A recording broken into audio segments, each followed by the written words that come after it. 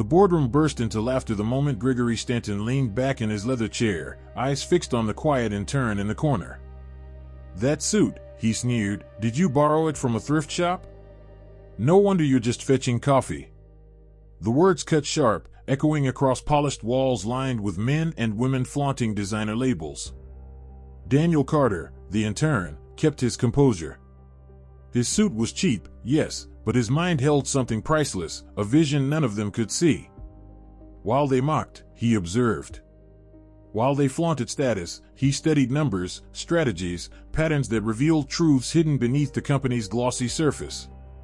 No one in that room knew that Daniel had been quietly building something far more powerful than their arrogance. What they saw as weakness would soon become their downfall. Because the boy in the cheap suit wasn't just another intern trying to impress them. He was preparing to own them. And when the moment came, the laughter in that room would stop. For good. Daniel Carter arrived at the glass fortress of Stanton and Company every morning before sunrise, his modest suit pressed, shoes polished to a faint shine.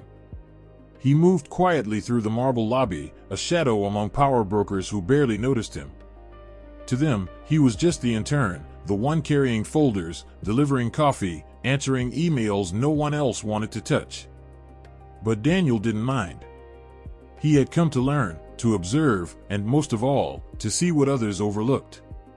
It was on a Tuesday morning when the humiliation began in earnest. The boardroom was filled with senior executives, men and women cloaked in arrogance, their laughter sharp as glass. Gregory Stanton, the towering figure at the head of the table, enjoyed being the center of attention. His voice carried authority, his watch gleamed under the fluorescent lights, and his ego filled the room. Daniel, standing near the back with a stack of reports, tried to remain invisible. He thought he had succeeded until Gregory's eyes fell on him. The silence stretched for a moment, then Gregory smirked. "Well, look at our intern," he drawled, his tone dripping with disdain. "Tell me, Carter, how does it feel to step into a boardroom wearing that outfit?" A ripple of chuckles spread around the table. Daniel blinked, unsure whether to respond. His suit was plain, off the rack, but it was clean and neat. Yet to Gregory, it was an easy target. He leaned forward, savoring the attention of his colleagues. "Gentlemen, I suppose this is what ambition looks like on a budget. Next time, Carter, try not to blind us with polyester." The room erupted in laughter. Even some of the executives who had once been kind to Daniel joined in, desperate not to fall out of favor with their boss. The sound echoed in Daniel's ears, louder than the pounding of his heart.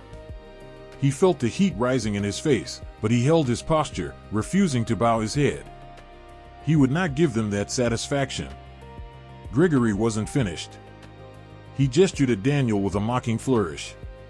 "Perhaps we should hold a fundraiser for our intern here. Get him a proper suit so he doesn't embarrass the company when fetching coffee. After all, appearances matter, don't they?" This time, the laughter was crueler, sharper. One of the executives, a younger manager eager to impress Gregory, chimed in, "I'll donate my old ties. Wouldn't want the poor kid to walk around looking like that." Another added, "Careful, Gregory, if he stands too close to the window, the glass might shatter from all that cheap fabric." Daniel's grip on the stack of reports tightened. He wanted to disappear, but something inside him, a quiet strength, told him to stay calm. They didn't know him. They didn't know the hours he spent studying their portfolios, dissecting their investments, noticing the cracks in their strategies. They didn't know he saw what they were too arrogant to notice. The company was teetering on the edge of a financial storm. But still, the humiliation escalated. Gregory rose from his chair, walking toward Daniel with exaggerated steps, as though addressing a child. He circled him once, eyeing the cheap fabric of his suit. "You know, Carter," he said loudly enough for the entire room to hear, "a man is judged by how he dresses. That suit tells me all I need to know about you. Mediocre. Forgettable. Replaceable." The words stung, not because Daniel believed them, but because the room seemed to agree. He saw the smirks, the shaking heads, the dismissive glances. In their eyes, he was nothing more than an intern playing dress-up in a world where he didn't belong. Daniel drew a slow breath, steadying himself. "With respect, sir," he began softly, but Gregory cut him off with a wave of his hand. "No need to speak, Carter. The suit has spoken for you. But since you're here, let's have some fun." Gregory returned to his chair, leaning back with a predator's grin. "Tell me, intern, if you're so eager to be part of this world, why don't you give us your grand insight? What should Stanton and Company do to double its profits this quarter?" The room stilled. The question wasn't genuine, it was a trap. Everyone knew Gregory wasn't asking for Daniel's opinion, he was setting him up to fail. The other executives exchanged amused glances, waiting for the boy in the cheap suit to stumble, to embarrass himself further. It was theater, and Gregory was the ringmaster. Daniel's pulse raced. He could feel every eye on him, the weight of their judgment pressing down. If he answered, he risked ridicule. If he stayed silent, he would confirm their belief that he was useless. There was no safe path forward. Gregory smirked, sensing Daniel's hesitation. "Well," he pressed. "Surely the intern has some brilliant idea hidden in those bargain bin sleeves. Or are you as empty as your suit?" The laughter began again, softer this time, like a wave building toward a crash. Daniel stood frozen, his mind racing. He had answers, real answers, but to share them now would be to reveal too much, too soon. Still, the humiliation burned. He clenched his jaw, willing himself to endure. Finally, Gregory leaned back and laughed. "Didn't think so. Remember this moment, Carter. In this world, appearance is everything. And you, my boy, have none." The executives chuckled, their laughter ringing like a verdict. Daniel lowered his gaze, not in defeat, but in strategy. Let them laugh. Let them underestimate him. Because the time would come when the balance of power would shift. And when it did, every word spoken in mockery would echo back at them. But for now, the challenge had been laid bare: prove himself in a world that thrived on humiliation, or be crushed by it. And as Gregory turned back to his peers, dismissing Daniel with a wave of his hand, Daniel knew one thing for certain. The next move would be his. Before we see what Daniel does next, let's pause here. Stories like this aren't just about boardrooms and business, they're about being underestimated, mocked, and still finding the strength to rise. If you've ever felt like Daniel, standing in a room full of people who doubted you, then you know how powerful this moment can be. And that's why I want to invite you to join our community. Subscribe to the channel so you don't miss the rest of Daniel's journey, from humiliation to triumph. Because here, we believe every quiet underdog has a story worth telling, and yours might be the next one to inspire someone else. The sting of humiliation lingered in Daniel's chest long after the boardroom laughter faded. He carried it silently, like a weight pressing against his ribs, but beneath that silence burned something sharper than pain: resolve. Every snide remark, every mocking glance, was fuel. They had made one mistake, confusing a cheap suit with a cheap mind. Daniel had spent months observing Stanton and Company. He arrived early, stayed late, studied reports others barely skimmed. He noticed inconsistencies in the firm's strategies, risky ventures hidden behind glossy presentations, and cracks forming in their most celebrated investments. Gregory Stanton's arrogance blinded him, but Daniel's humility sharpened his vision. That evening, Daniel sat in his tiny apartment, suit jacket folded carefully on the back of a chair. He opened his second-hand laptop and pored over charts and numbers until his eyes blurred. The more he dug, the clearer it became. Stanton and Company was standing on a financial cliff, and one wrong step would send the empire crashing down. But Daniel didn't just see disaster. He saw opportunity. He began drafting a plan, one that would require patience, courage, and the willingness to be underestimated a little longer. He reached out quietly to investors he had met during internships, people who valued insight over image. He pitched ideas, backed them with data so precise it stunned them. A few dismissed him immediately. "You're just an intern," they said. But others listened, impressed by the clarity of his analysis. One by one, allies gathered around him, intrigued by the boy in the cheap suit who spoke with the foresight of a seasoned strategist. Weeks passed, and the firm's internal problems grew worse. Gregory barked orders louder, trying to mask the cracks forming beneath his leadership. Executives whispered in corridors, numbers began slipping, and clients grew restless. But still, Gregory mocked Daniel whenever the chance arose, his words barbed and careless. Then came the turning point. A major deal, one that Stanton and Company had promised would secure its dominance, began to unravel. The company they planned to acquire was not as stable as Gregory believed. Daniel had seen this months earlier in the numbers, but no one had listened. Now, panic spread through the top floors of the glass tower. Millions were at risk, reputations on the line. Gregory called an emergency meeting, summoning every senior leader, and Daniel, as the intern, was ordered to bring the files. The room buzzed with tension. Executives argued, voices rising. Gregory slammed his hand on the table. "We need solutions," he barked. "If this deal fails, we all go down with it." Daniel stood in the corner, clutching the files, watching.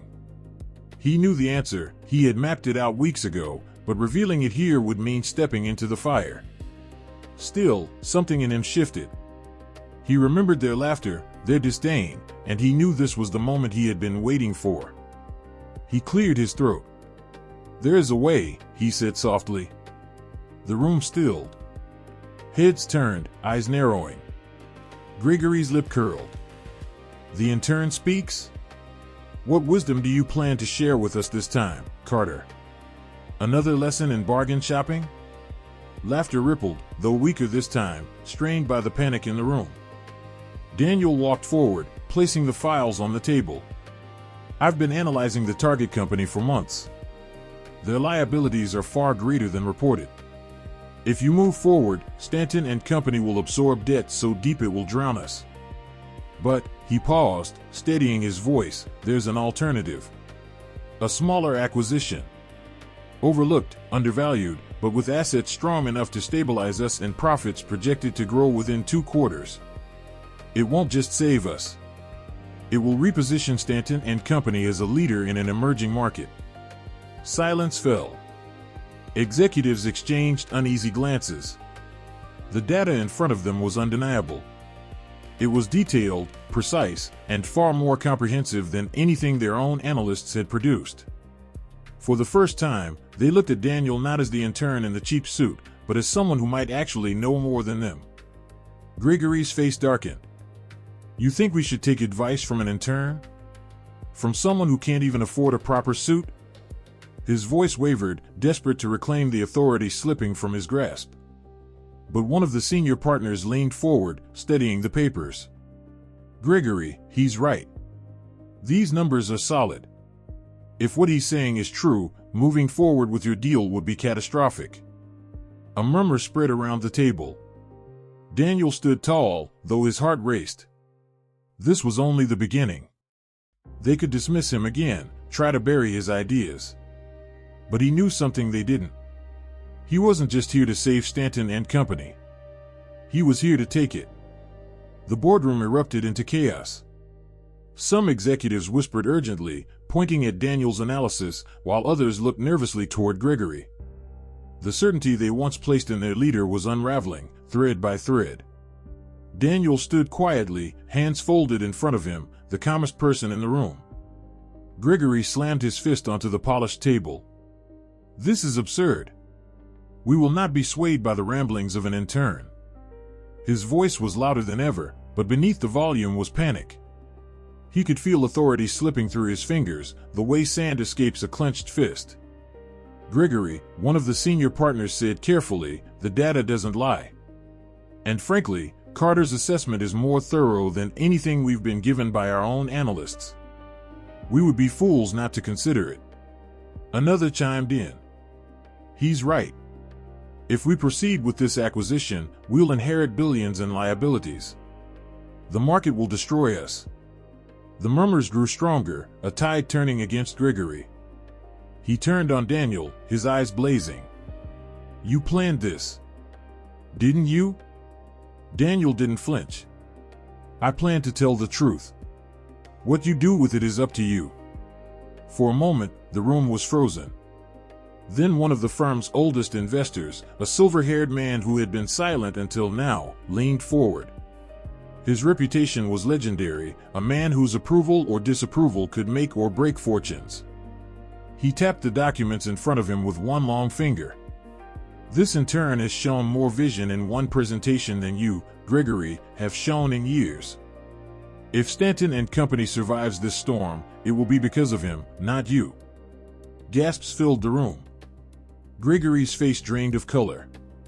That endorsement was the final nail. Executives who had wavered now turned fully toward Daniel. For the first time, the boy in the cheap suit was the one holding the room's attention, their respect, even their hope. Daniel exhaled slowly. He had envisioned this moment, but living it was different. "I'm not here to embarrass anyone," he said, his voice steady but firm.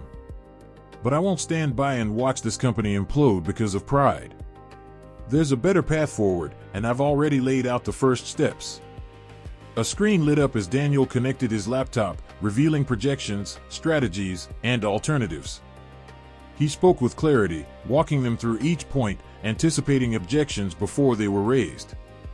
The more he spoke, the more the room leaned in. Executives scribbled notes, whispered to each other, nodded at his foresight. The mockery that had once filled these walls was gone, replaced by a silence charged with respect. Gregory tried one last time. "You really think anyone will listen to a boy who can't even afford a real suit?" His words felt weaker now, desperate. Daniel met his gaze. "Respect isn't worn. It's earned. And today, I think we've all seen the difference." The room was still. Then, the silver-haired investor stood, offering his hand to Daniel. "Well said, son." The gesture was simple, but powerful. In that moment, Daniel wasn't the intern. He was the future. Executives followed suit, turning to him for guidance. The same men and women who had laughed at him days earlier now sought his approval, his insight, his plan. The balance of power had shifted irrevocably. Gregory, cornered and humiliated, tried to protest, but his voice was drowned out by a tide of support for Daniel. His arrogance, once a weapon, now revealed itself as weakness. And in that weakness, his empire began to crumble. Daniel stood taller than ever, the cheap suit still hanging on his frame, but now it looked different, not like a mark of shame, but like armor. The symbol of someone who had endured ridicule, only to rise above it. He had started as the boy mocked for his clothes. He was becoming the man who would own the company. The storm that had begun in the boardroom didn't fade, it spread. News of the confrontation traveled swiftly through Stanton and Company's glass tower. By the end of the day, whispers filled every hallway. The intern had outsmarted Gregory Stanton. The man once untouchable now looked brittle, and the intern mocked for his cheap suit stood taller than ever. But Daniel Carter didn't celebrate. He returned to his small apartment that night, took off the same suit he wore every day, and hung it carefully. To him, nothing had changed on the surface. He still lived in the same modest space, still ate simple meals, still spent long nights hunched over his laptop. But beneath that calm exterior, everything had shifted. The pieces were falling into place. The following weeks became a whirlwind. Executives who once dismissed Daniel now sought private meetings. Investors asked for his analysis. One even slipped him a card, whispering, "When you're ready to lead something bigger, call me." For Daniel, this wasn't just validation, it was opportunity. He began laying the groundwork quietly, reaching out to contacts, pooling resources, forming the foundation of something greater. Meanwhile, Gregory Stanton clung to power with increasing desperation. His temper flared in meetings, his decisions grew erratic, and every attempt to undermine Daniel only made him look weaker. The board noticed. Investors noticed. Even his loyal circle of sycophants began to drift away, sensing the tide was turning. The final blow came during the quarterly review. Numbers revealed what Daniel had warned months ago: Gregory's deal would have sunk the company. Instead, Daniel's alternative strategy had stabilized the firm. Profits ticked upward, client confidence returned, and suddenly, the intern became the unofficial architect of Stanton and Company's survival. In front of the entire board, one of the senior partners stood and addressed Gregory directly. "Your leadership has endangered this company for the last time. Effective immediately, you are relieved of your position as CEO." Gasps echoed. Gregory sputtered, rage twisting his face, but the decision was final. Security escorted him from the tower, his designer suit doing nothing to protect him from disgrace. Daniel watched silently. There was no satisfaction in Gregory's fall, only inevitability. Pride had undone him, just as Daniel had predicted. But justice didn't end there. The executives who had laughed the loudest during Gregory's taunts now found themselves sidelined. Their reputations tarnished, their influence diminished. Some were reassigned to minor roles, others quietly resigned. Each downfall seemed almost karmic, as if the universe itself had tallied their cruelty and delivered its verdict. Daniel, however, didn't seek vengeance. When asked if he wanted seats at the top table, he shook his head. "I didn't come here to be them," he said simply. Instead, he focused on building his own venture. With the respect of investors and allies he had earned, Daniel launched his own firm, a company founded not on arrogance, but on insight, integrity, and opportunity. And within months, it flourished. The headline came one crisp morning: former intern buys controlling stake in Stanton and Company. The company that had mocked him now belonged to him. The boy in the cheap suit had become the owner, not through spite, but through vision and discipline. When Daniel walked into the glass tower again, it was different. Employees who once overlooked him now greeted him with respect. Some lowered their eyes, ashamed of how they had treated him. Daniel, true to his nature, offered only kindness. "We all start somewhere," he told them, his voice calm. "What matters is what we build together." The story ended not with Daniel flaunting his success, but with him returning to his roots. He still wore modest clothes, still valued humility over showmanship. In his new office, overlooking the city skyline, he kept the same cheap suit folded in a drawer, a reminder of where he came from and what truly mattered. Because for Daniel, victory wasn't in proving Gregory wrong or silencing the laughter. Victory was in showing that respect, vision, and humility could rise above arrogance and cruelty. And in the end, that was the legacy he chose to build. The intern mocked for his suit had become the man who owned the company. But to himself, he remained what he had always been, Daniel Carter, the quiet observer who saw what others could not, and acted when it mattered most. And that is the power of Daniel's story. It isn't the suit that makes the man, but the vision, discipline, and humility behind it. He was mocked, belittled, and underestimated, yet he rose not through revenge, but through wisdom and resilience.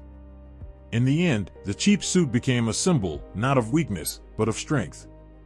Now, I'd love to hear from you. Have you ever been underestimated because of how you looked, where you came from, or what you wore, only to prove everyone wrong? Share your story in the comments. Your experience could inspire someone else who's fighting the same battle today. And if you believe in stories where the quiet underdog becomes the unexpected victor, then make sure to follow this channel. Together, we're building a community where every voice matters, no matter the suit, no matter the status.